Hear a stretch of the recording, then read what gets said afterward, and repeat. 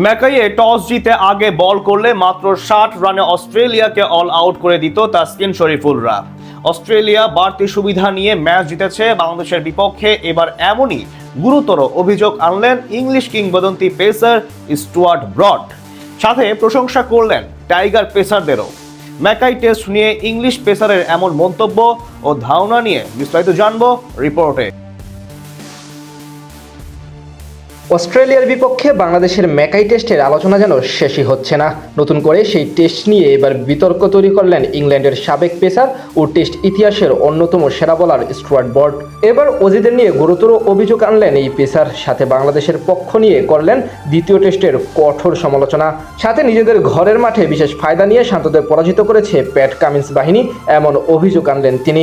অন্যথায় এই ম্যাচও যোগ্য দল হিসেবে বাংলাদেশি জয় পেতে বলে বিশ্বাস তার। বললেন এই ম্যাচে বাংলাদেশ আগে বল করলে মাত্র 60 রানের মধ্যে অস্ট্রেলিয়া সব উইকেট ফেলে দিতেন। অস্ট্রেলিয়ার বিপক্ষে ঐতিহাসিক এক সিরিজ শেষ করে দেশে ফেরার অপেক্ষায় বাংলাদেশের ক্রিকেটাররা। ডারউইনে ম্যাচ জয়ে নিজেদের ইতিহাসে তো বটেই, অস্ট্রেলিয়ার ইতিহাসেও অন্যতম বড় এবং লজ্জাজনক পরাজয়ের একটি। সেই ম্যাচের পরই বিশ্বজুড়ে বাংলাদেশের দ্বিতীয় ম্যাচে চোখ ছিল, যদিও সেখানে আশানুরূপ পারফরমেন্স করতে পারেনি শান্ত মিজাজরা। তবে সেখানে টাইগার ক্রিকেটারদের পারফর্ম ছাপিয়ে ম্যাকাইয়ের উইকেট নিয়ে তৈরি হয়েছে বিতর্ক। ম্যাচ শেষে দুই দলের অধিনায়ক জানিয়েছেন এমন কন্ডিশনে ব্যাটিং করা ভীষণ কঠিন, এমনকি ব্যাটিংয়ের জন্য কিছুই ছিল না পিচে। অন্যদিকে আইসিসির কাছ থেকে ভেরি গুড পিচ হিসেবে বাহবা পেলেও এবার ম্যাকাইয়ের উইকেট নিয়ে কড়া সমালোচনা করেন ইংল্যান্ডের সাবেক pacer Stuart Broad. For the love of cricket YouTube চ্যানেলে কথা বলতে গিয়ে ম্যাকাইতে এমন বোলার বান্ধব পিচ তৈরির যুক্তিকতা নিয়ে প্রশ্ন তুলেন ব্রড। সাবেক ইংলিশ পেসারের মতে শক্তিশালী কোনো সফরকারী দলের বিপক্ষে এমন উইকেট অস্ট্রেলিয়ার জন্যই পরবর্তীতে অপ্রয়োজনীয় ঝুঁকির কারণ হয়ে দাঁড়াতে পারে।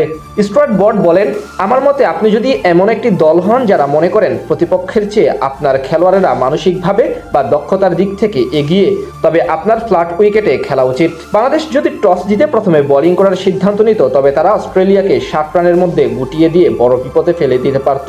পিচে যেভাবে বল নড়াচড়া করছিল এবং সিম হচ্ছিল, তাতে এটি অস্ট্রেলিয়ার জন্য বড় একটি ঝুঁকি ছিল। তার মতে নিজেদের ফেভারে ফলাফল নিতে মনমতো পিচ বানিয়ে এবং সেই সহায়তা নিয়েই এই ম্যাচে জয়লাভ করেছে অজিরা। ব্যাটিং সহায়ক হলে বাংলাদেশও ভালো ফাইট ব্যাক দিতে পারত।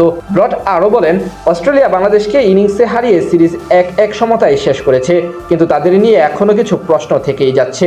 স্টার্ক আবারও দুর্দান্ত ছিল, বল সুইং করিয়েছে, আর পিচে সব জায়গায় বল স্কিড করেছে এবং বাউন্স করেছে।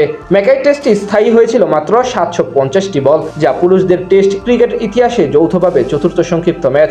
মাত্র 5 সেশনে শেষ হয়ে যায় পুরো খেলা এবং একদিনে পরে মোট 18 উইকেট। প্রথম ইনিংসে মাত্র 64 রানে অল আউট হয়ে যায় বাংলাদেশ, দ্বিতীয় ইনিংসে তারা গুটিয়ে যায় 95 রানে। তাছাড়া এখানে অস্ট্রেলিয়ার ব্যাটাররাও তেমনভাবে সুবিধা করতে পারেনি। এরপরেই ম্যাকাইয়ের উইকেট নিয়ে সমালোচনা শুরু হয় সব জায়গায়।